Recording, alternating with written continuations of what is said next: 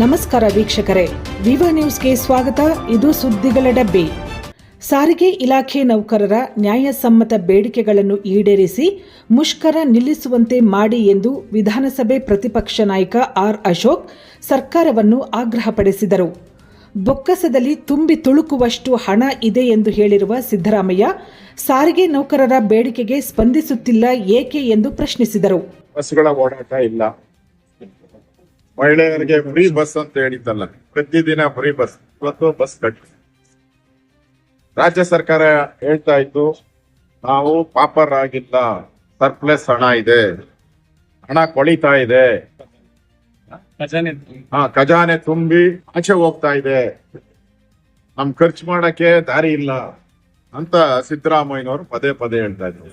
Mister ಸಿದ್ದರಾಮಯ್ಯನವರೇ, ನಾವು ನಮ್ ಸರ್ಕಾರ ಇದ್ದಾಗ, ಯಡಿಯೂರಪ್ಪನವರು ಮುಖ್ಯಮಂತ್ರಿ ಇದ್ದಾಗ, ನಾನು ಟ್ರಾನ್ಸ್ಪೋರ್ಟ್ ಮಿನಿಸ್ಟರ್ ಆಗಿದ್ದೆ, 15% ಹೈಕ್ ಮಾಡಿದ್ರು. 15 ಒಂದೇ ಸರಿ. ಆ ಕಾಲದಲ್ಲಿ 10-12 ವರ್ಷದ ಹಿಂದೆ 480 ಕೋಟಿ ಕೊಟ್ಟಿದ್ರು. ಇವತ್ತು ಅದ್ರ ಲೆಕ್ಕ ಹಾಕಿದ್ರೆ 1200 ಕೋಟಿ ಅಷ್ಟಾಗುತ್ತೆ. ಅವರೆಲ್ಲ ಬೇಡಿಕೆ, ಯಾವ ಬೇಡಿಕೆನೂ ಇವತ್ತು ತೀರಿಸಿದ್ರು. ನಾವು ಪ್ರತಿಯೊಂದು ಬೇಡಿಕೆನ ನಾವು ಕೊಟ್ಟಿದ್ದೀವಿ. ಈಗ ಎವ್ರಿ 4 ಇಯರ್ಸ್ ಅದನ್ನ ಕೊಡ್ಬೇಕು ಅವ್ರಿಗೆ. ಕೋವಿಡ್ ಸಂದರ್ಭದಲ್ಲಿ ಅವ್ರು ಹೇಳ್ತಾರೆ ಕೋವಿಡ್ ಸಂದರ್ಭ ಕೊಟ್ಟಿಲ್ಲ. ನಾವು ಕೊಟ್ಟಿಲ್ಲ ಅಲ್ಲ ರೀ, ಸಂಬಳನೇ ಕೊಟ್ಟಿಲ್ಲ. ಬೇರೆ ರಾಜ್ಯದವರು ನೌಕರರು ಸಂಬಳನೇ ಕೊಟ್ಟಿಲ್ಲ, ನಾವು ಸಂಬಳ ಕೊಟ್ಟಿದ್ರಿ. ಇಡೀ ಪ್ರಪಂಚದಲ್ಲಿ ಯಾರು ಕೊಟ್ಟೇ ಇಲ್ಲ, ನಾವು ಸಂಬಳ ಕೊಟ್ಟಿದ್ದೀರಿ. ಹೈಕ್ ಏನಿತ್ತು ಅದನ್ನ ಕೋವಿಡ್ ಸಂದರ್ಭದಲ್ಲಿ ಇಡೀ ಪ್ರಪಂಚದಲ್ಲಿ ಯಾರು ಕೊಟ್ಟಿಲ್ಲ, ನಾವು ಕೊಟ್ಟಿಲ್ಲ. ಅದನ್ನೇ ದೊಡ್ಡದಾಗಿ ಹೇಳ್ತಾ ಇದ್ದಾರೆ. ಕೋವಿಡ್ ಸಂಬಂಧ ಕೊಟ್ಟಿಲ್ಲ, ಅದಕ್ಕೂ ಇದಕ್ಕೆ ಏನ್ ಸಂಬಂಧ ಇದೆ ರೀ? 4 ವರ್ಷಕ್ಕೊಂದ್ಸರಿ ಕೊಡ್ಬೇಕು, ಕೊಟ್ಬಿಡಿ. ನಿಮ್ಮ ಹತ್ರ ದುಡ್ಡು ಸರ್ಪ್ಲಸ್ ಇದೆ, ಯಾಕೆ ಅವ್ರಿಗೆ ಅವರ ಹೊಟ್ಟೆ ಮೇಲೆ ತಣ್ಣೀರು ಬಟ್ಟೆ ಹಾಕ್ಲಿ? ಈಗ ರಾಜ್ಯ ಸರ್ಕಾರಿ ನೌಕರರಿಗೆ ಕೊಟ್ಟಿಲ್ವಾ? ಹಾಗೆ ಅವರು ಹಗಲು ರಾತ್ರಿ ಕಷ್ಟ ಬೀಳ್ತಾರೆ, ಅವ್ರಿಗೆ ಕೊಡಿ. ನಾವು ಅವರ ನ್ಯಾಯಯುತವಾದಂತ ಬೇಡಿಕೆಗೆ ನಾವು ಬೆಂಬಲವನ್ನ ಕೊಟ್ಟಿದ್ದೀರಿ. ಈಗಾಗಲೇ ರಾಜ್ಯ ಅಧ್ಯಕ್ಷರು 1 ವಾರದಿಂದಲೇ ಅನೌನ್ಸ್ ಮಾಡಿದ್ದಾರೆ, ಅವ್ರಿಗೆ ಬೆಂಬಲ ಕೊಟ್ಟಿದ್ದೀರಿ ಅಂತ. ಮೊನ್ನೆನೂ ಕೂಡ ನಮ್ಮನ್ನು ಭೇಟಿ ಮಾಡಿದ್ರು.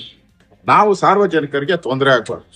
ಕೂಡಲೇ ಸರ್ಕಾರ, ಮುಖ್ಯಮಂತ್ರಿ ನಿದ್ದೆ ಮಾಡೋದು ಬಿಟ್ಟು, ಸೋಮಾರಿತನ ಬಿಟ್ಟು ಅವ್ರನ್ನ ಕರೆದು ಇಮಿಡಿಯೇಟ್ ಆಗಿ ಪ್ರಾಬ್ಲಮ್ ಸಾಲ್ವ್ ಮಾಡಿ.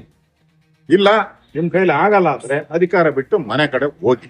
ನಮ್ಗೆ ಯೋಗ್ಯತೆ ಇಲ್ಲ ಅಂತಂದ್ರೆ ಮನೆಗೆ ಹೋಗಿ. ಇಲ್ಲ ಅಂದ್ರೆ ಸಾರ್ವಜನಿಕರಿಗೆ ತೊಂದರೆ ಕೊಡೋಕ್ಕೋಸ್ಕರ ಜ್ಞಾನ ಇಲ್ವಾ ನಿಮ್ಗೆ? 1 ವಾರದಿಂದ ಏನ್ ಮಾಡ್ತಾ ಇದ್ರಿ? ಅವ್ರು ಕರೆದು ಮಾತಾಡಿ, ಅಟ್ಲೀಸ್ಟ್ ಅವ್ರದ್ದು ಎಷ್ಟು ಬೇಡಿಕೆ ಈಡೇರಿಸ್ತೀರಿ, ಎಷ್ಟು ಕೊಡ್ತೀರಿ ಅಂತ ಫಾರ್ಮುಲಾ ಆದ್ರೂ ಮಾಡಿ ಕೊಡ್ಬೇಕಾಯ್ತು. ಅದನ್ನ ಮಾಡದೆ ಸಾರ್ವಜನಿಕರಿಗೆ ತೊಂದರೆ ಕೊಡ್ತಾ ಇದ್ದೀರಾ. ಈ ಶಾಪ ನಿಮ್ಗೆ ತಟ್ಟುತ್ತೆ. ಈ ಸರ್ಕಾರ ಪಾಪರ್ ಆಗಿರೋ ಸರ್ಕಾರ, ಖಜಾನೆ ಖಾಲಿ ಆಗಿರೋ ಸರ್ಕಾರ ಈ ಒಂದು ಬೇಡಿಕೆಯನ್ನ ಈಡೇರಿಸಬೇಕು ಅಂತ ಹೇಳಿ ಆಗ್ರಹವನ್ನ ಮಾಡ್ತಾರೆ.